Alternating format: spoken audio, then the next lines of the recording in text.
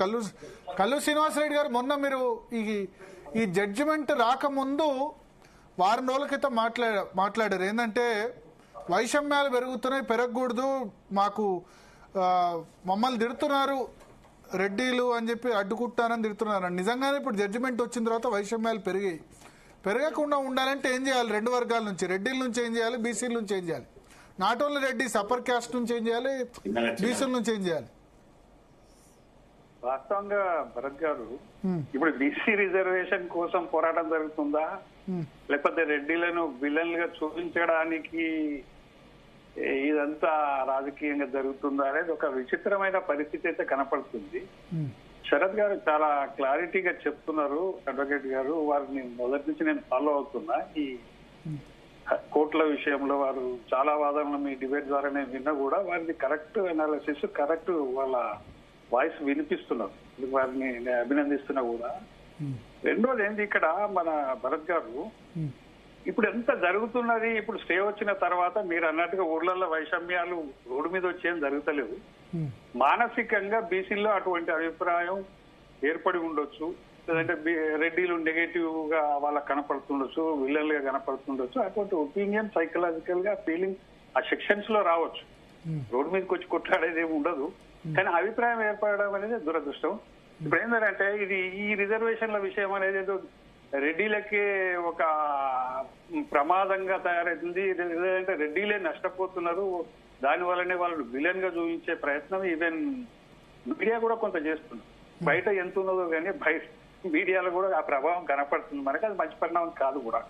వాస్తవానికి రెడ్డిలేం వ్యతిరేకం కాదు. మీరు అన్నట్టు ఒకటి ఏంటంటే ఇక్కడ కొంచెం డౌట్ వచ్చింది. ఏంటంటే మనకు మొదటి నుంచి అసలు మనకు జీవో ఇవ్వక ముందుకే మన మిత్రుడు మాధవ్ రెడ్డి గారు అదేంది పేపర్ క్లిప్పింగ్లు తీసుకుని హైకోర్టు పోవడం, అది రెండోది వంగ గోపాల్ రెడ్డి గారు అనే అతను సుప్రీం కోర్టుకు పోవడం, ఇక్కడ అదేంది హైకోర్టులో అక్కడ వాయిదా ఉండగానే అతను అక్కడ పోవడం, అంటే రెడ్డి అనే నాయకులు కోర్టులకు పోవడం అనేది సహజంగానే కనపడుతుంది. మళ్ళీ వాళ్ళ ఆతృత ఏందో నాకు అర్థం కాదు.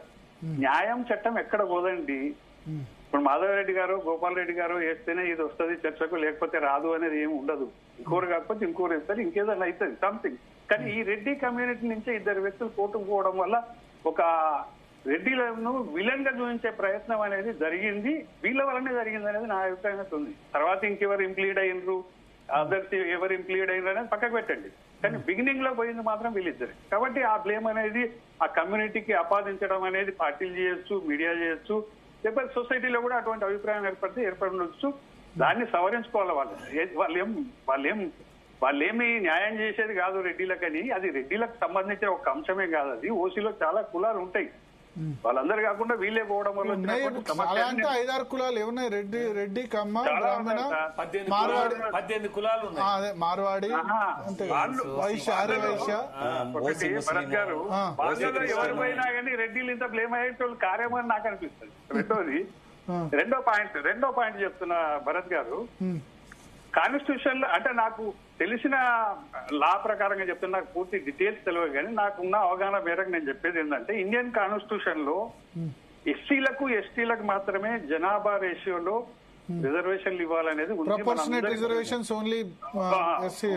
జనాభా రేషియో, జనాభా ప్రాతిపదికన ఇవ్వాలనేది ఆ రెండుకే ఉంది. ఎస్సీలకు ఉంది, ఎస్టీలకు ఉన్నది. మిగతా సెక్షన్ ఏదైతే ఉందో వాళ్ళు ఇప్పుడు మన దగ్గర ఉదాహరణకు 17+9 అంటే దాదాపు 26-27% ఆ రిజర్వేషన్ కంపల్సరీ వాళ్లకు, ఆ జనాభా రేషియో. రెస్ట్ ఆఫ్ లో ఈవెన్ నాకు తెలిసి శరత్ గారు కూడా తెలిసి ఉండాలి, రకరకాల కోర్టులు చెప్పి ఉంటాయని నాకు ఉన్నటువంటి అభిప్రాయం. పర్టికులర్ తెలియదు, కాకపోతే నాకున్న అవగాహన ఏంటంటే రెస్ట్ ఆఫ్ జనాభాలో మెరిట్ దెబ్బతినకుండా బీసీలకు కూడా ఈవెన్ మండల్ కమిషన్ కూడా ఏం చేసిందండి, 50% ఎబో దేశంలో బీసీలు ఉన్నారు, నో డౌట్. కానీ అక్కడ ఏం చేసింది, మండల్ కమిషన్ జస్ట్ 27% అలో చేసింది. ఈవెన్ కోర్టు కూడా అంతే అలో చేసిందని అనుకోండి. ఎందుకంటే దేశంలో మెరిట్ దెబ్బతినకూడదనే ఒక ఉద్దేశాన్ని దృష్టిలో పెట్టుకుని 50% పైగా ఉన్నా కూడా 27% ఎంప్లాయ్మెంట్ లో కావచ్చు, ఎడ్యుకేషన్ లో కావచ్చు బీసీలకు రిజర్వేషన్ ఇచ్చింది మండల్ కమిషన్. ఆ విషయం మరి తెలంగాణ ప్రభుత్వానికి తెలియదా, రేవంత్ ప్రభుత్వానికి తెలియదా నాకు తెలియదు. Already they are getting 23% in local body institution ఈ ఎలక్షన్స్. అంటే వాళ్ళ 23% వాళ్ళు అనుభవిస్తున్నారు. కాకపోతే వాళ్ళ రేషియోలో 50% అని అనుకున్నప్పుడు గత 23-24% వస్తుంది. ఇప్పుడు ప్రభుత్వమే చెప్తుంది 56% అన్నప్పుడు 23-24% వాళ్ళకు 50% వస్తుంది. మనం ఎక్సెస్ కోరుతున్నామని అంటే ఇంకే వరకు అన్యాయం జరిగే అవకాశం ఉంటది అనేది ఈవెన్ జ్యుడిషియరీ అభిప్రాయం కూడా. అది ఉద్యోగాలు విద్యలోనే కాకుండా రాజకీయంగా కూడా. ఇంకొక విషయం ఇక్కడ భరత్ గారు, మన తెలంగాణలో లోకల్ బాడీల్లో మీకు ఇంతకుముందు కూడా చెప్పిన చాలా మంది మన గెస్టులు కూడా చెప్పారు, శరత్ గారికి కూడా తెలుసు, అక్కడ ఉన్న వాళ్ళకి అందరికీ తెలుసు. రిపీట్ ఎందుకు చెప్తున్నా అంటే మన దగ్గర బీసీలు ఆల్రెడీ 40% ఏవో వాళ్ళు గెలుస్తున్న పరిస్థితి కూడా మనకు 40% 38% ఉన్నట్టుంది. స్వయంగా ముఖ్యమంత్రి గారే ప్రకటించారు ఉద్యోగ నియామక పత్రాలు ఇస్తున్నప్పుడు. శ్రీనివాస్ గౌడ్ గారు చెప్పాలి. శ్రీనివాస్ గౌడ్ గారు సర్పంచులు ఎంతమంది ఉన్నారు, ఎంపీటీ